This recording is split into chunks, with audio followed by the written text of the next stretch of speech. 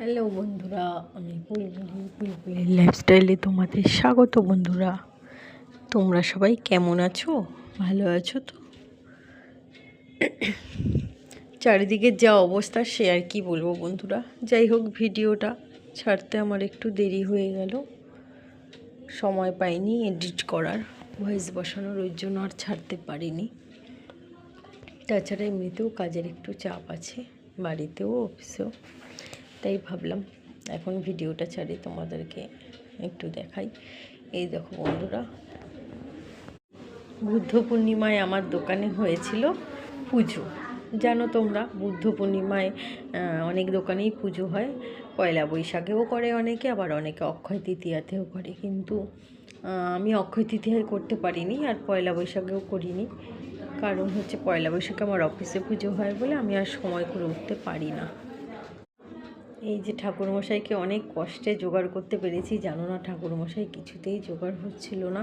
কারণ হচ্ছে আমি ঠাকুরমশাই একদম পাচ্ছিলাম না। তারপরে শাশুড়ি মাকে বলে ঠাকুরমশাই জোগাড় করেছি। এই ঠাকুরমশাই বাড়ি হচ্ছে আমার বাপের বাড়িরই পাশে, ওখানে গিয়ে খবর দিয়ে ওনাকে তারপরে নিয়ে এসেছি। ওনাকে বলে এসেছিলাম, তারপরে উনি চলে এসেছিলো সকাল সকাল। যাই হোক, পুজোর জন্য সেদিন আমার অফিসে আসতেও দেরি হয়েছে। ভেবেছিলাম প্রত্যেকবার আমার পুজো 7:30টার মধ্যে হয়ে যায়, আমি 8টায় চলে আসতে পারি, কিন্তু এবার আর সেটা হলো না। কারণ ঠাকুরমশাই ডিউটি করে থানায়। এবার বলল যে না, আমি 8:30টার আগে আসতে পারবো না। তো ঠাকুরমশাই সব কাজ বাজ ছেড়ে 8:30টার মধ্যে চলে এসেছিলো।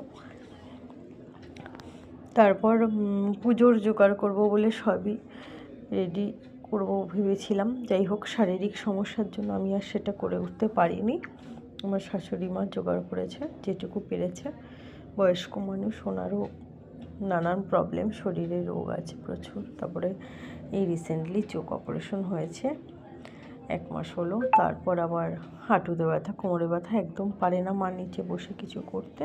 তো আমার হাজব্যান্ডও খুব হেল্প করেছে। এই প্রথম আমার হাজব্যান্ড, জানো তো বন্ধুরা, ফল কেটে দিয়েছে। কোনোদিনও নিজে হাতে কিচ্ছু করে না, ফল কেটেছে। আমি তো দেখে অবাক, সুন্দর করে ফলটা কেটে দিয়েছে। তো আমাদের পুজোটা সব ভালোভাবেই মিটলো।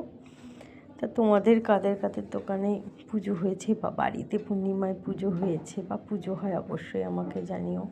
আমার ভিডিও কার কার ভালো লাগে বন্ধুরা অবশ্যই জানিও। কে কোথা থেকে ভিডিওটা দেখছো সেটাও অবশ্যই জানিও। আর সবাই সব সময় পাশে থেকো, ভালো থাকো। এই যে বন্ধুরা, তোমাদের আশীর্বাদে পুজোটা আমাদের ভালোভাবেই হয়ে উঠেছে। টাটা বন্ধুরা।